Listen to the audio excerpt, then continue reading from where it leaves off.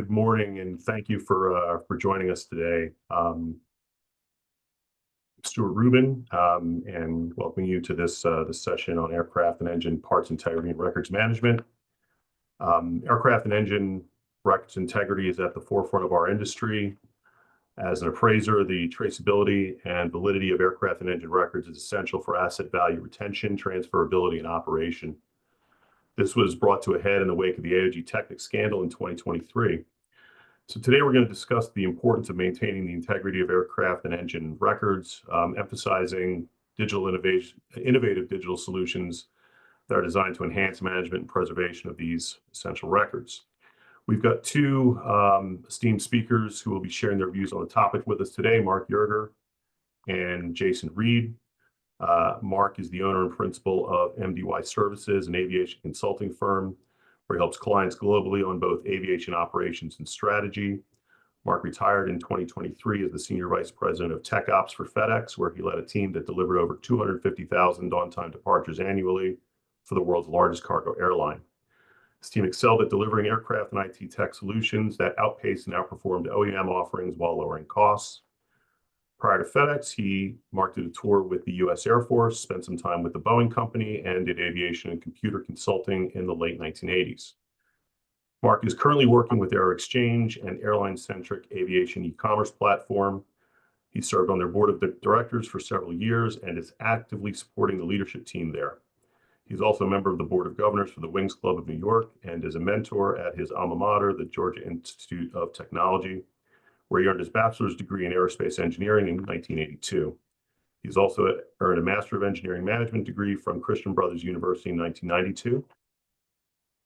Also with us is Jason Reed from GA Telesis. Since July 2024, Jason has been the president of the Digital Innovation Group at GA Telesis, where he's responsible for oversight and deployment of all artificial intelligence and machine learning activities within the GA Telesis ecosystem, as well as technology advances in the field of aviation provenance. Prior to taking on his current role, he was the president of the Flight Solutions Group within GA Telesis, where he led component solutions, power solutions, distribution solutions, and the logistics solutions teams. Areas of management responsibility included P&L accountability, as well as sales, leasing, repair management, flight hour services, consignment management, inventory management, quality assurance, distribution, and all global operations. Prior to joining GA Telesis, Jason was the vice president and head of operations for Airbus Americas and Satair Americas. His primary focus was to develop mature, strategic, and positive long-term relationships with Airbus customers in the North and Latin American regions, while managing overall P&L for the regions. Jason earned his bachelor's degree in aerospace, aeronautical, and astronautical engineering from the Pennsylvania State University in 1999. I'm going to turn it over to Mark in a moment. We're going to do questions using the Q&A feature, which should be in the Zoom controls at the bottom of your screen, and we'll do Q&A after Mark and Jason have presented. So I'm going to pass it over to you, Mark. Okay, thanks for having me. Thanks for that introduction, Stuart. And be careful what you ask for out there, everyone. I came and approached some contacts within ISTAT and was looking for a point of contact to talk about this effort. And now I'm talking to dozens of people from ISTAT about this particular effort. So I very much appreciate the opportunity to talk about this. It did make the news, and in aviation, that's generally not a good thing. Certainly in the maintenance and engineering organizations, we want to be not seen nor heard as far as the media goes for the most part. So I appreciate the opportunity to talk about this effort, and we'll hopefully have a good discussion as we talk about. Please send me your questions. Love to talk about this as we go. Moving into the issue here, just a little bit of background, and I'll start with some real recent history. I was at a party last night and was talking with a friend of mine, a coworker, who was describing his early aviation career. He remembered his days flying across the Atlantic using a compass and a sextant for navigation. So in the space of just a few short years, airplanes have really gotten more sophisticated. You think about a Garmin G1000 cockpit today that's in private airplanes everywhere. So it's quite a change from how it used to be. The maintenance and engineering and documentation stuff has been a bit more uneven. We'll talk about that as we go along here. I started my aviation career not quite in the pencil and paper days, although my drafting class was exclusively on vellum using pencils and ink. There was no such thing as a CAD class when I went through engineering school. I did punch a few cards and load a few tapes on the computer that was the size of an auditorium when I got started in aviation. But that introduction to technology brought me forward. I've always been in engineering, but involved in technology along the way. And I'm still having fun with technology, even as I've changed hats over the last couple of years here. Commercial aviation has been on a modernization journey for a lot of decades. We've made some really good progress in some areas, but lagged in some other areas. Supply chain, MRO, and quality data exchange efforts have lagged other spaces in aviation. Even as important as all those things are, FOQA programs or paperless ticketing have kind of moved ahead of where we are in the MRO space. And so we've been looking at that and we know we needed to do something about it. There we go. We've had a good system with regard to how we manage parts. We've had electronic procurement for a number of years now, and that seems to be hitting its stride. Lots of e-commerce solutions going out there in the space. But we've known that it's still kind of a club system, and the documentation for the parts themselves that we talk about transacting has really lagged the rest of what we've been doing, even in the MRO space. And we knew we needed to get better at doing that. We've had a great system. It's been very reliable for a lot of years. A lot of key people have made great relationships in aviation, witness the group that we've got on the call today, and a lot of trust has been built up. But sometimes that's not enough, right? So there's this line that the FBI uses that the FBI has to succeed every time in finding the bad guys. The bad guys only have to get lucky once.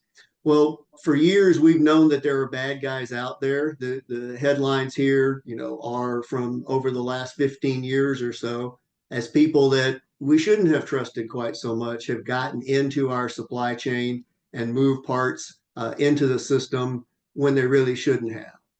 The one that precipitated this most recent round of events and kind of has caused us to speed up this process is the one there with the AOG Technics putting some under-regulated parts into a bunch of airplanes, and we grounded a bunch of airplanes, which kicked off a lot of problems here. We're lucky in that no one got hurt in this most recent event with the AOG Technics linked engines, but aviation's not really a luck-driven business. So we know that we need to speed up our efforts to try to get better at this. To that end, a lot of big players out there, Boeing, GE, a number of airlines, others involved in the supply chain space, help form this industry coalition. Interestingly enough, the regulators have come back and said, well, this is really an industry problem. The regulations are clear in what our expectations are as the FAA. Your job is to meet those expectations. I think the industry is gradually waking up and rising to those challenges in this new and more sophisticated environment. And they formed this group called the Aviation Supply Chain Integrity Coalition back in February of 2024. It was really a cross-entity effort to try to get some specific recommendations together, some action items that we all could coalesce behind to try to improve our supply chain of information around all these high-dollar parts that are moving around the world.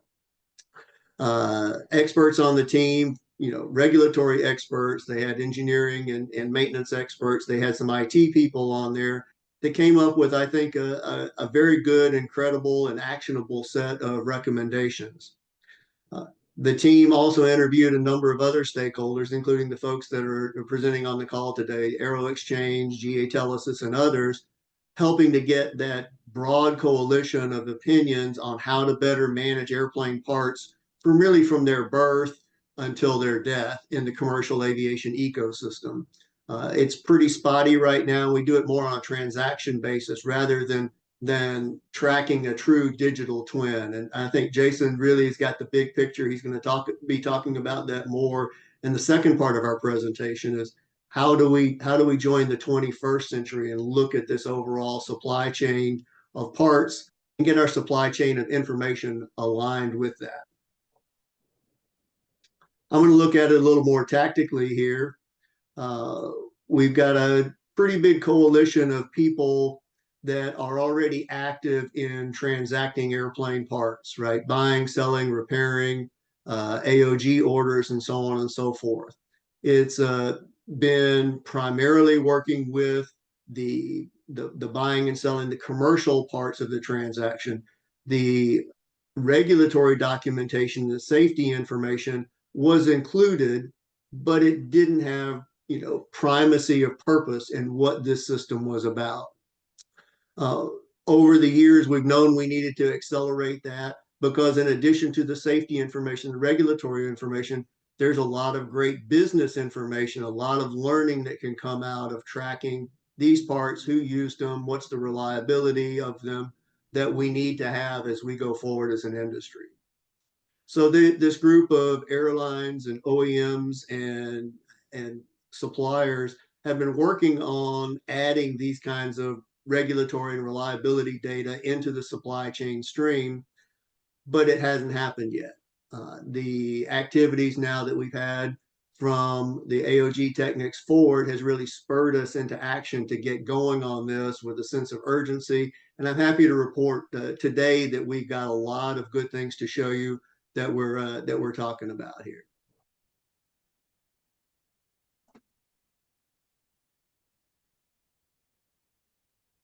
So what we're talking about is really a piece of paper that's existed in its current form, more or less, for the last 45 years. It's called the Authorized Release Certificate. Anybody who's looked at airplane records, and speaking of records, this is a big problem, right? Well, I'll tease that for Jason here as we look at it.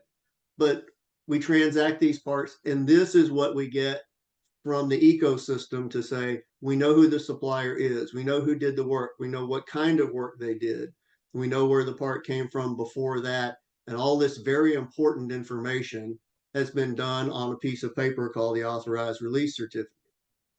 It's pretty clear in the recommendations that came from the ASCIC group that we needed to get better information and be better about how we know that it's good information. This electronic authorized release certificate, or EARC, I'll go between EARC and E8130, which is the number of the FAA form. But this format works with foreign regulations and foreign certificates as well, EASA Form 1s, for example, and other countries' equivalents.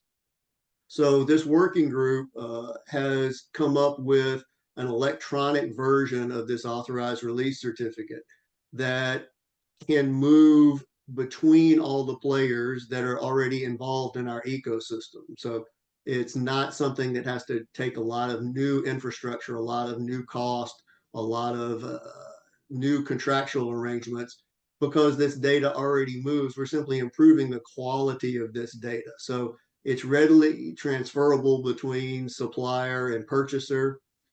In addition to that, because the ACIT recommendations included knowing who you're buying it from, both by entity level and by individual level.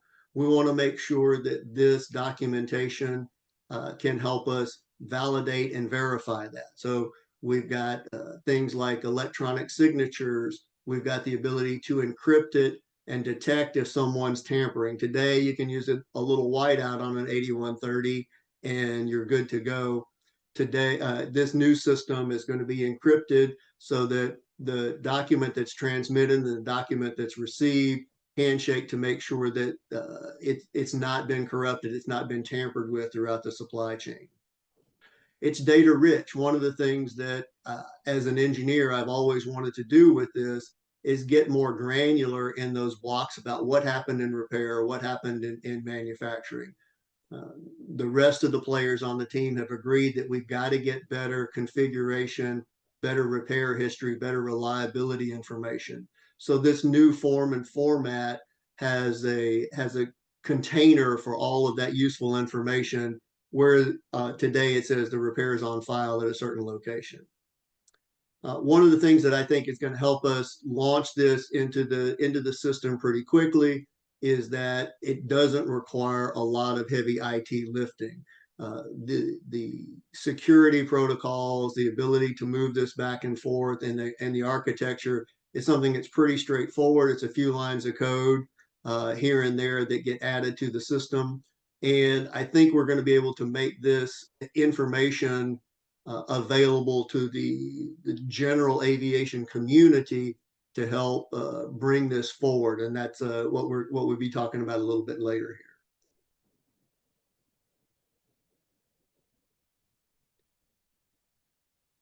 So as I looked at these ASCIC recommendations, I'm pretty confident that while we didn't wait for those recommendations to come out, we've been working hard on this for a couple of years now.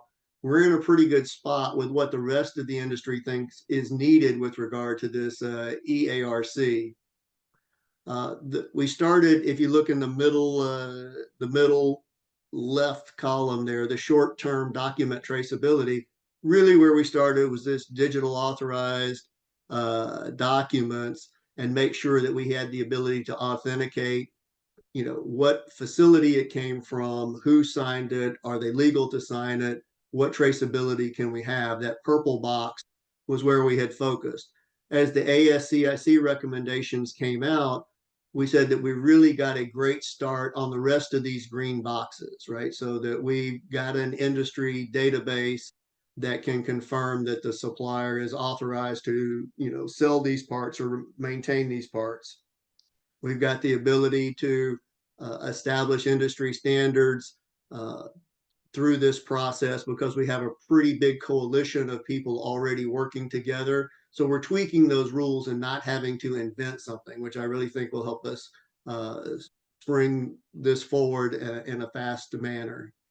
We're looking at real-time data sharing. Certainly, again, the ability to move this information independently of the part and have some ability for computers to understand it and digest it will make these transactions more effective and not just more secure. One thing that's really important about this is the system that we're talking about, and this group of players that I'm here talking on behalf of today has already built a lot of trust into the system. But to borrow from Ronald Reagan, we've got to trust, but we also need this verification step to keep those very few bad actors out of our business. So what we've got going so far today, production versions of these electronic ARCs are being transmitted in small quantities, but they are being transmitted.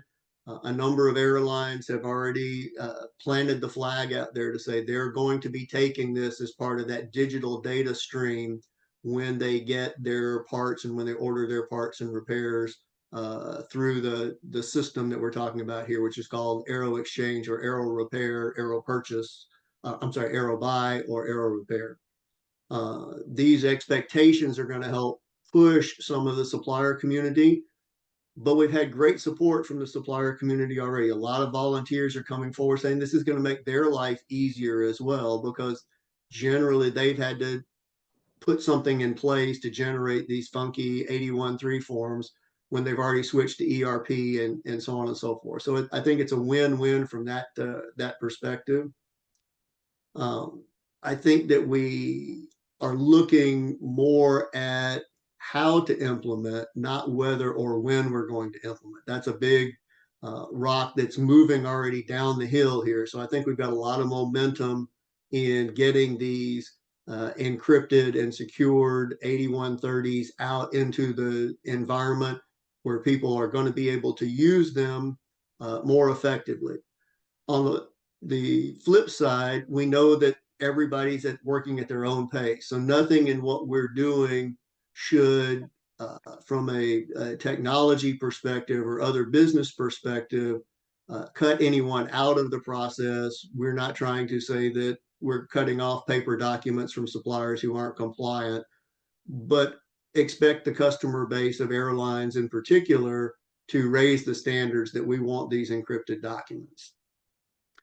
This group is making information available to anyone, including the people I'm talking to here on the webinar, and that was really the purpose of this. If you want to learn more about it, if you're interested in supporting the effort of increased security and increased information content as part of these documents, we're looking for people to join us in this effort.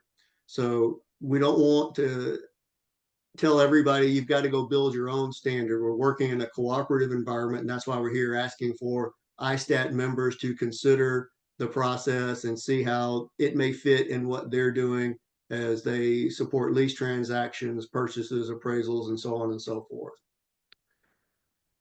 Many of those things on the ASCIC report are in work. The early stages, our first production deployment of this ER isn't going to cover all of those things, but we're well on our way to getting all of those topics covered from the ASCIC report. I expect that it's going to take some time to do that. As you know, it's a large and diverse industry. We have been doing this as a consortium of airlines and suppliers, but we've got a large environment out there. So, we're talking with you folks today. We'll be reaching out to AIA, the Aerospace Suppliers Association, Repair Station Association, lots of other groups to make sure that we're communicating our intent and inviting feedback early in the process to make sure that we get the best product out there as quickly as possible. One of the things that we talk about is the concept of the digital twin. And again, Jason's going to look more at this holistic approach going forward. But there is this desire in the industry, at least as far as I can tell, to increase the amount of information that's moving with the product, whether that's with the airplane or the component. We want to try to make that easier to manage, not harder to manage. And I think this system gives us a really good start on how to do that. I think we're going to see this roll out very quickly over the next few quarters. I'll be looking for support and some buy-in as we go forward, and hopefully we'll get there and we'll get to that full digital twin. But another question that we're studying is a digital twin to what? So further downstream, and this is not part of the tactical or launch effort, but just to share with you some other things that are on the horizon here. We're looking at how to manage a very complicated issue. The parts at issue with the AOG Technics were non-serialized parts. We're looking at solutions tactically. Jason will talk about more strategically how some of this work goes. But we're looking at things like direct part scanning to try to read it apart with its own fingerprint. We're looking at counterfeit detection, packaging, right? If you start talking about hardware that someone may produce but may sit on a shelf somewhere for 10 or 15 years, how can we distinguish that it was still valid hardware compared to something that may have been counterfeit and produced 10 years later but doesn't meet spec? So counterfeit detection through packaging, these are some other things that are under study so that we get better traceability both of the physical asset and the digital component and the digital part of that history. So what are we looking for here? Again, I'm cheerleading to say that this effort's rolling out. We know that it's not perfect and it can certainly be improved. We're hopeful that somebody within your communities here has enough interest in this and see some value to what we're doing with increasing the security of our supply chain of information, and can join us in this effort to try to make this electronic authorized release certificate a reality, make it more ubiquitous throughout the industry, and encourage adoption as we go forward. So that's really the purpose of my time with you here today, and is to look for some help, because we got a lot of bright minds on the call here, and I want to tap some. So thank you very much. Thank you, Mark. Appreciate that. Jason, now over to you. Okay.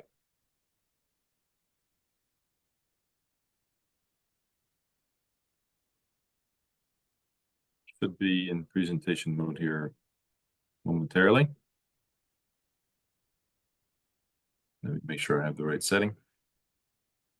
Okay, everybody. Good morning. My name is Jason Reed. As advertised before, one of our roles in GA Telesis is to be a pioneer in all areas of the business. And throughout my 25-year career, I've been managing anything from technical to supply chain.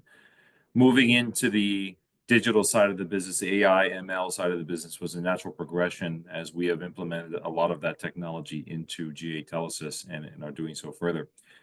The Digital Innovation Group is a group that manages all AI and machine learning and technology within GA Telesis.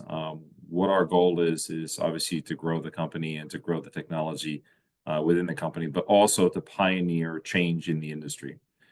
The technology group that's within GA Telesis does manage all of the technology, software, Internet of Things solutions that we use data science for in the company.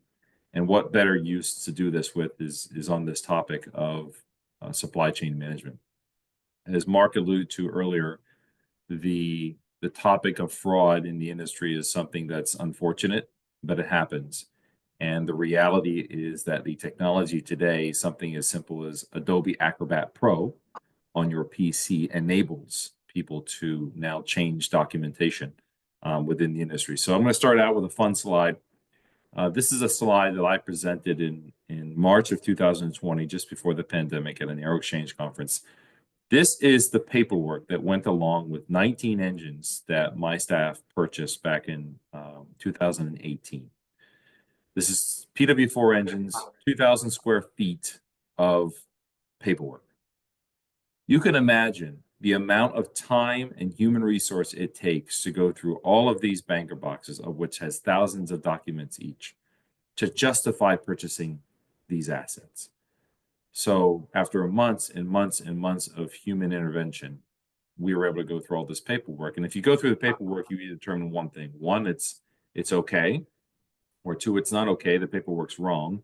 Or three, the paperwork's missing. And what that does to the asset or the part is either reduces the value of the asset or the part, or it makes it scrap if the paperwork's not there. So we live in that type of industry today where it's all dependent on paperwork. Records and trace management is a very difficult task in any company and any airline, any lessor, whatever it is today. So just to ground everybody, where we are, this is a great view of what it takes to get parts in and out of an airline, lessor, supplier, or a distribution channel like GA Telesis.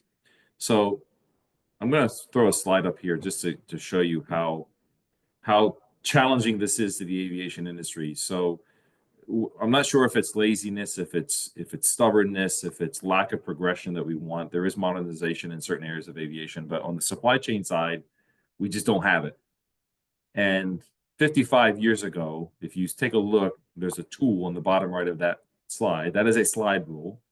We put a man on the moon, 12 of them to be exact, using that tool. No computers, with the exception of a minor one on the LEM, which has way less power than your wristwatch.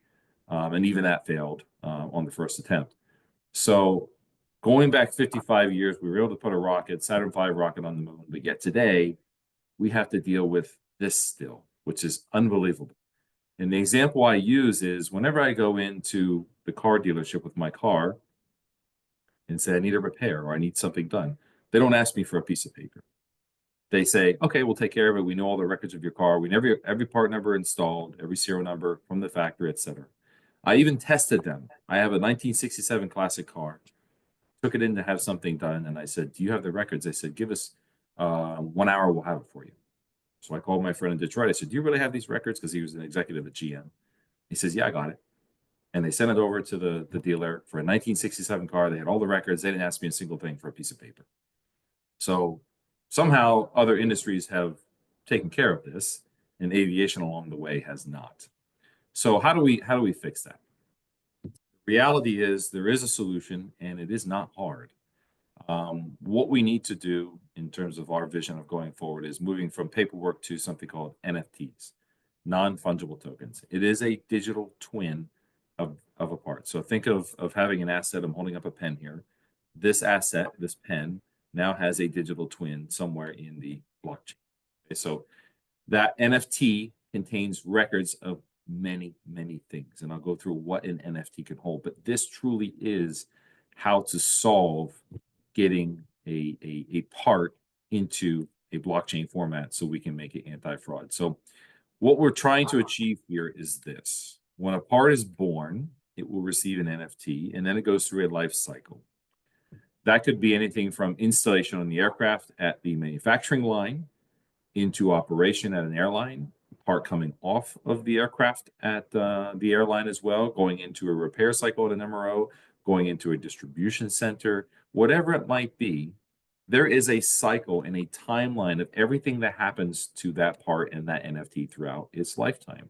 And you can see that on the screen here. I'm not going to show it today. I'm going to have a link sent out to all of you so you can see this video of how it works. So essentially, it is tracking everything on time. Any of you who have the app called TripIt to manage your travel, it will look very similar. Here's your hotel, here's your airline, it has a timeline of everything that you're going to do over your trip, and they're all connected together. It's no different in this format.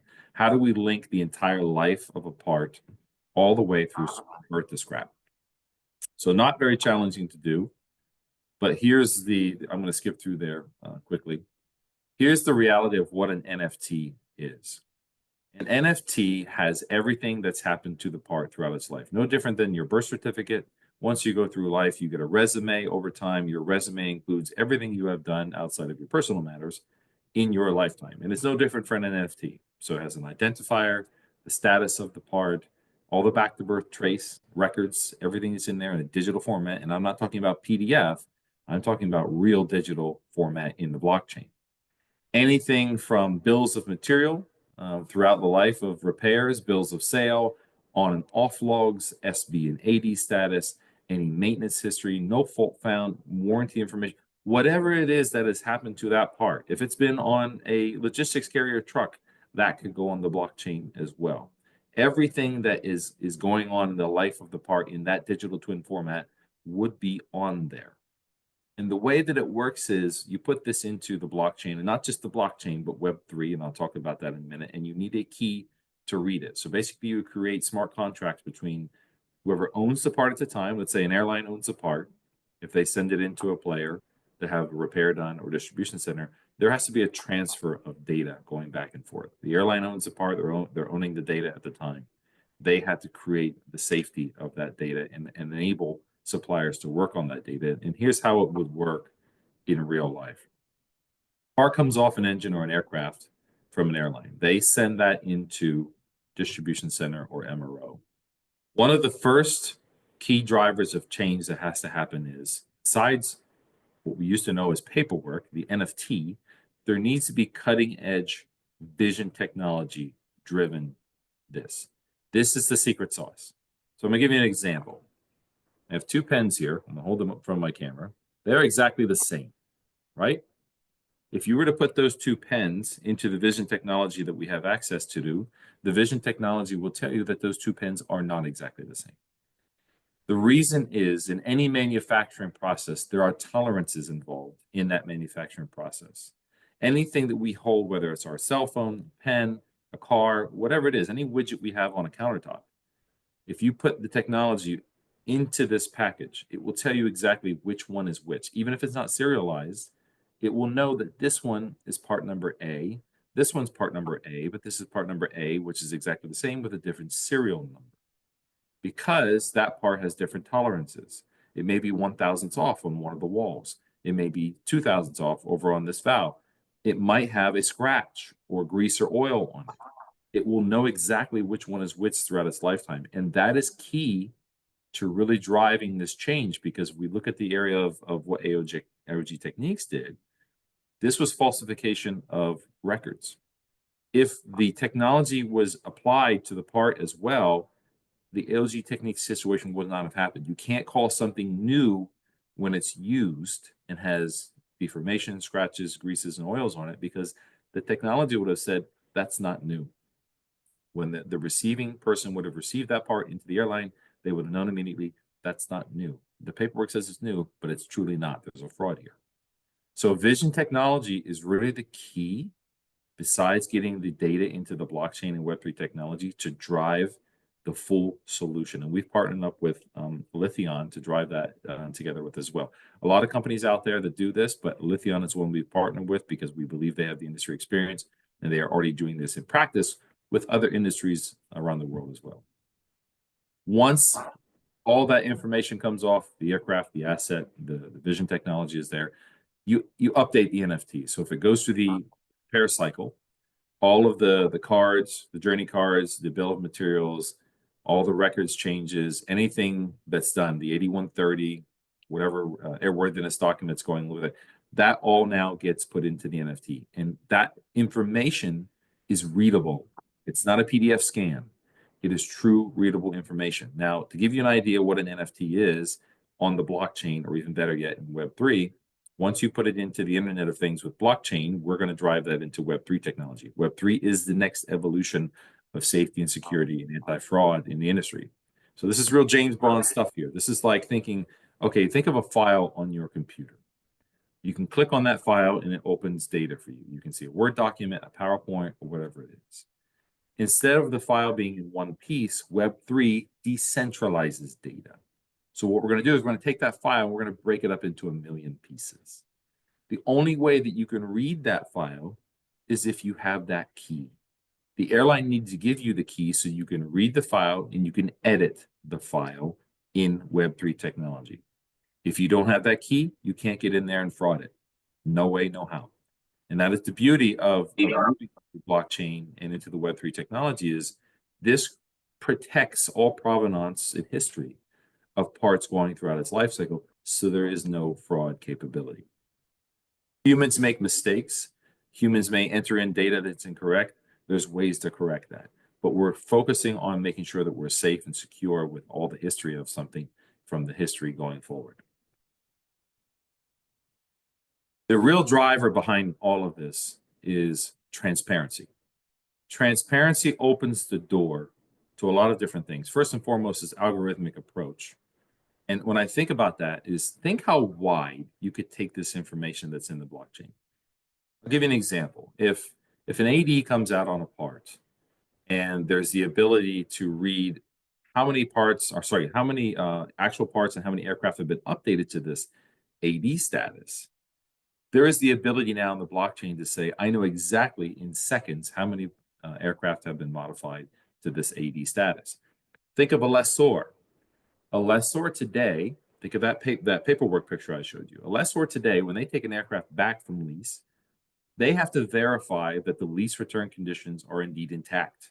And if not, they're sending a bill to the operator to say, you return the aircraft, but the components that you installed on it are lesser than the value of the lease return conditions. Therefore, you owe us X amount of dollars to either replace that, or you can send us a part to replace it. Either ways.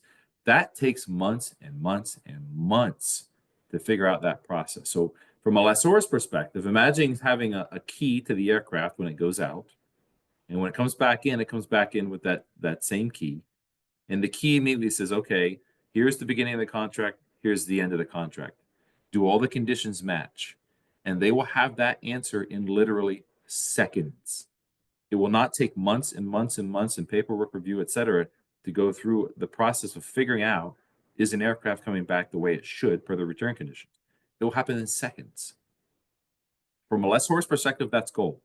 If they can now turn that aircraft back around, barring all the physical changes they have to make inside the aircraft, LOPA, et cetera, if they can turn that back out and get 3 to 4 to 5 months more revenue per year per asset, that's incredibly valuable to them. An OEM, they can see all the life of their part.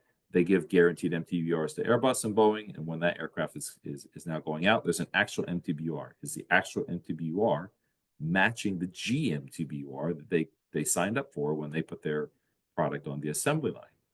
So there's a way that this becomes far-reaching. Imagine from a human resources perspective, if there's a certain amount of maintenance that needs to be done at an airline this year, they now have to calculate how many engineers do we need, how many mechanics do we need. The data is readily available now that says, well, we're going to have this many ADs we have to take care of this way. This is way more than last year. From a human resources perspective, they can say, you know what, now we can hire up X amount of people. We need to plan for that now because we've got the data available to us to tell us how much work we need to do next year.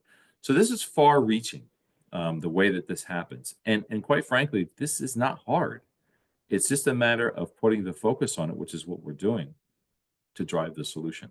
At the end of the day, we're all flying on aircraft at 35,000 feet, and safety and security is our #1 priority. This is an enormous enabler to get to that type of technology. I'll stop there. I'll let Stuart guide any questions. Thanks, thanks a lot, Jason. That was an excellent deep dive.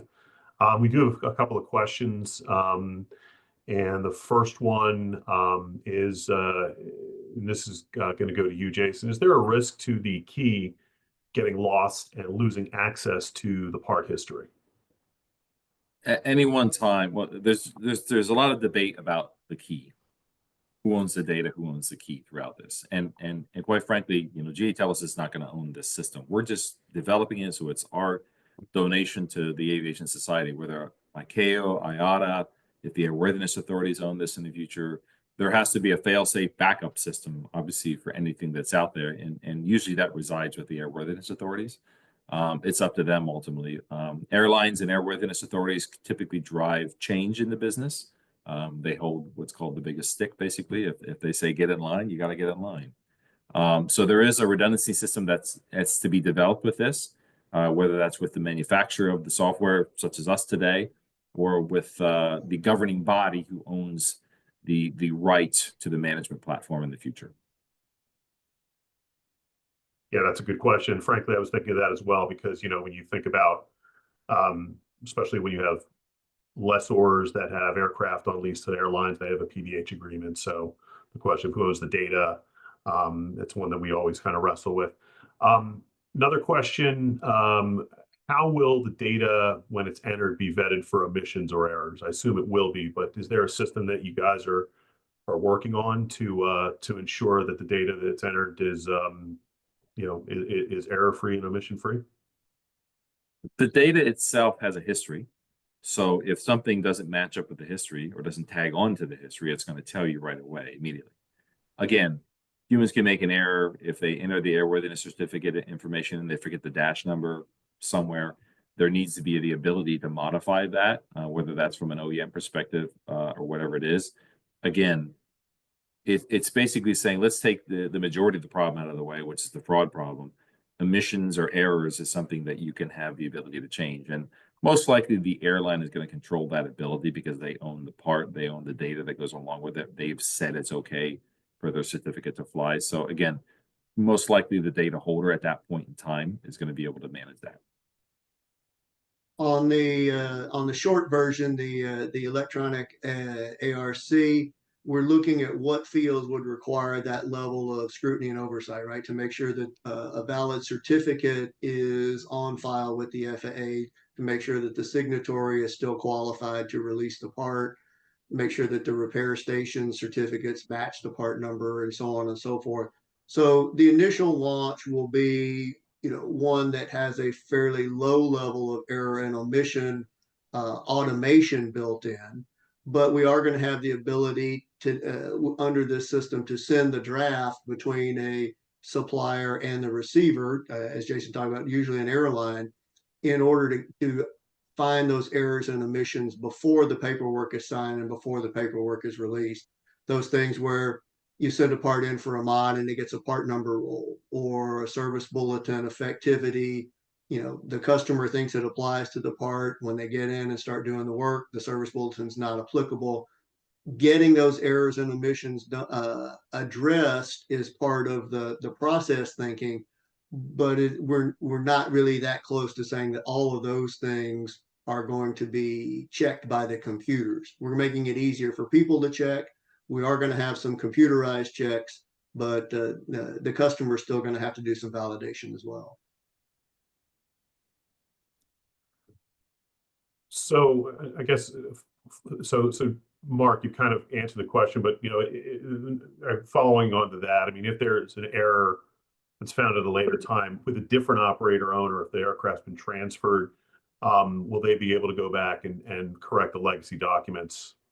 Yes, under the system that we're contemplating right now, organization that generated the original data is going to have to keep that. The FAA requires them to keep repair records on file and so on and so forth. So while the approach that we would have is that if there's an error or omission, the certificate that was issued will be declared invalid, and it'll be scrubbed from the acceptable files, and a new document would be created with the corrected information in order to make sure that we have the source generated an official document, because we can't tamper with it once it's encrypted and released. There's no way to edit it at that point.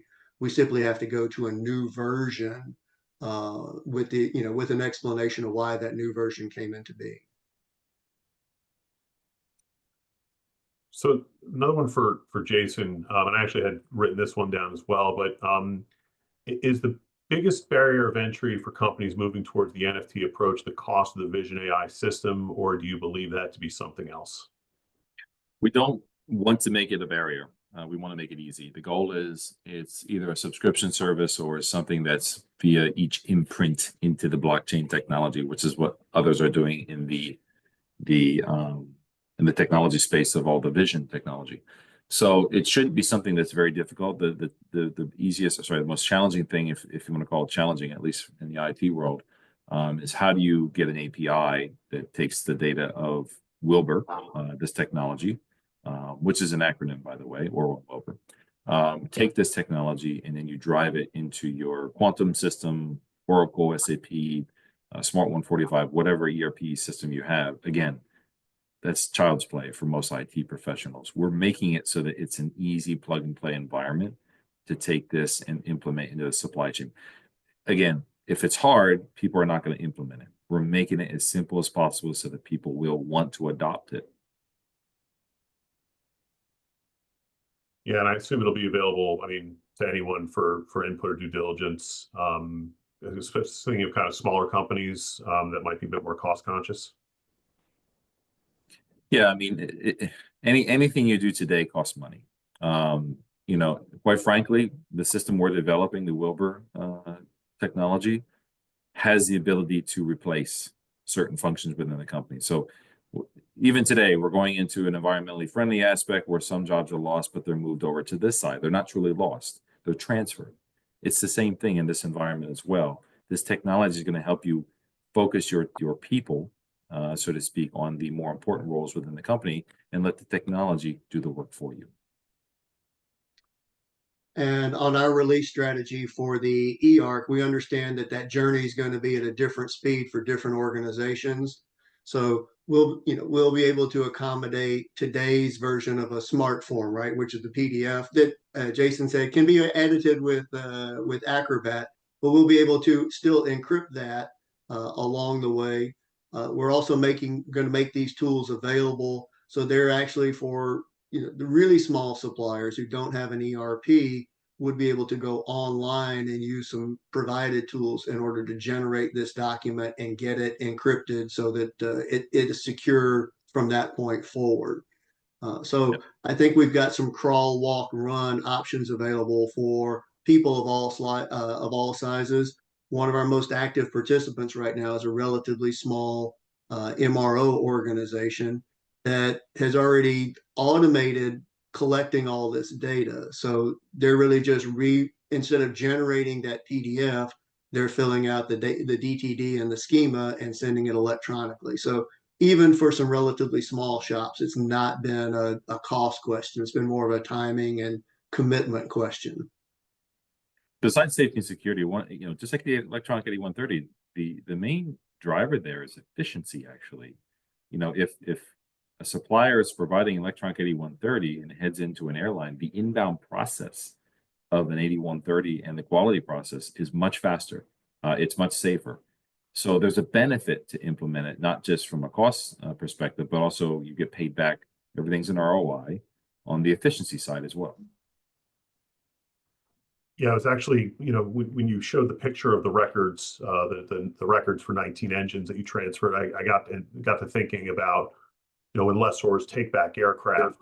Do you see a world potentially where, this system, whether it's Wilbur or whether it's, another system, becomes basically essential for lessees to use by lessors to help them facilitate the transfer and recovery of aircraft. That's exactly what this is supposed to do. We're only talking about records management here, but truly what you're doing here is managing assets. That is the real high level game here. Because remember, I'm only talking about parts. The parts could have a QR code on them, etched or adhesive or whatever it is. The aircraft and the engine themselves are going to have their own NFT. That NFT of the aircraft is going to have 30,000 NFTs under it. So the asset itself is an NFT. You got to think of it that way. High level assembly, lower level assembly. It's the same thing from the engine down to all the QEC, the aircraft on all the parts on it. The aircraft is the asset. It is its own NFT. And on our side, my former boss, Fred Smith, when he started FedEx, said the information about the package is as important as the package itself. That really is something that we need to recognize in our business too. So as we're buying and exchanging parts, managing AOGs and worldwide supply chains, we really have to have the ability to move this information more credibly, more effectively, more reliably to get better security. But as Jason said, it also is going to have a payback, right? If our leasing partners get on board and help with the airline specify the form and content of those records and how much digitization is required, it really makes life better for everyone once we get over the hump in the transition. Mark, I want to stay with you regarding the EARC. Currently, when a corrected 8130 is issued, the incorrect ARC must stay with it. Will the corrected EARC still be paired with the incorrect EARC? Oh, you're muted. I missed the button there. Sorry, they'll still be related, but in terms of form and format, it's going to be clearly marked which one's been superseded, because the security will no longer recognize it as the old one as a valid one. It will be a historical one, but it won't be valid. But it will be paired with the new one that is valid. Okay, that's helpful.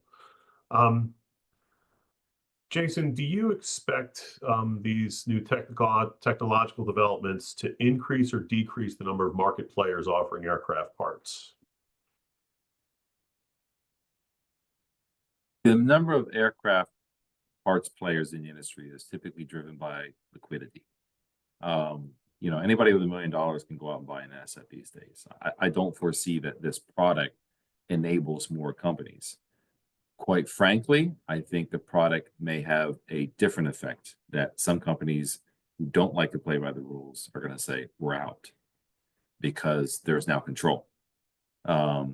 Again, this is just to help everybody. It is not to knock people out. It is not to add more players in the industry. It is in the name of safety, quality management, et cetera, security in the industry. It's something that just needs to happen and hasn't happened for a long time. Having 140 engines removed because of a falsified paper is something that nobody wants. And now it's in front of a congressional hearing as well in the US. So it doesn't have anything in mind in terms of number of players or space. That's typically driven by who has money and wants to invest in the aerospace sector.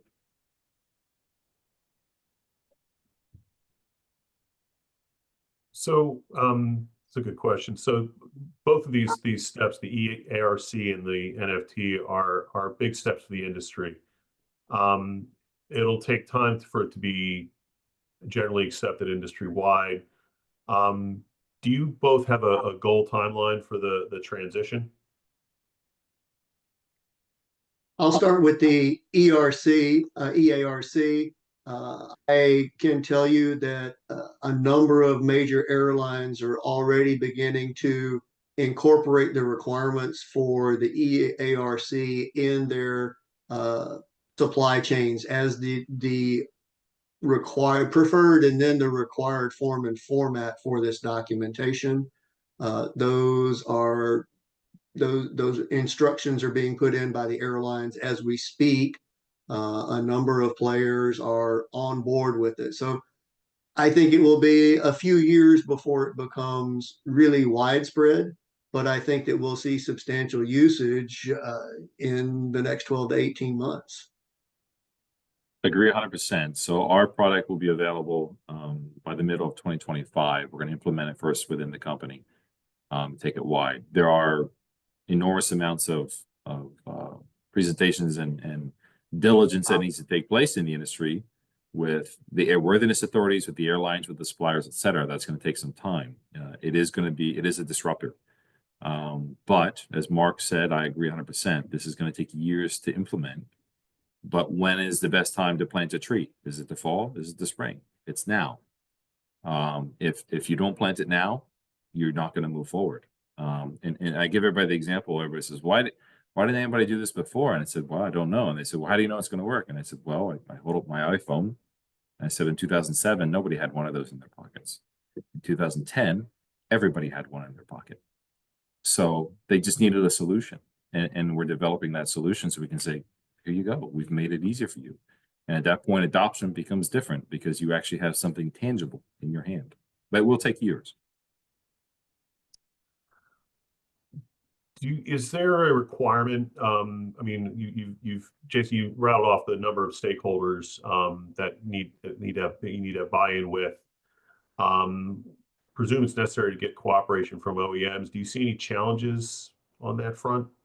The only challenge we see so far is we don't have a challenge in terms of buy-in. Everybody says we get it, especially GE and CFM these days.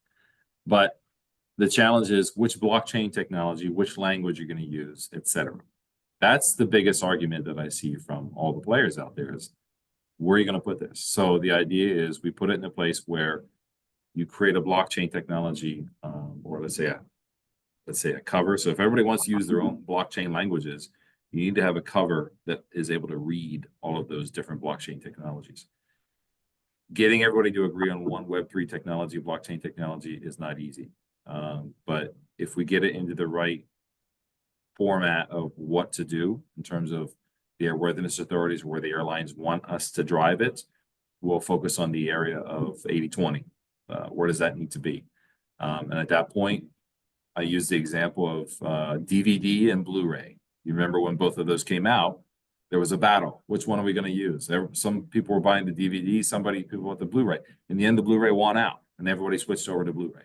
We're going to have the same type of debate here as to what technology that goes into it. But at the end of the day, there will be a universal approach. And also, like I said, the airlines have the biggest say typically outside of airworthiness authorities. If they ask, hey, we need you to do this electronic 8130, typically people say, okay, we're going to do it, because if we don't, we're not going to be in the approved vendor list anymore for this airline. So you got to get in line. So there will be a natural evolution of how it filters out. But we're driving to the one that we believe is most relevant for all players in the industry. Yeah, and again, from the short term, the E8130 EARC process, we've got great support. GE and Boeing, as a matter of fact, were the big sponsors of the ASCIC industry group.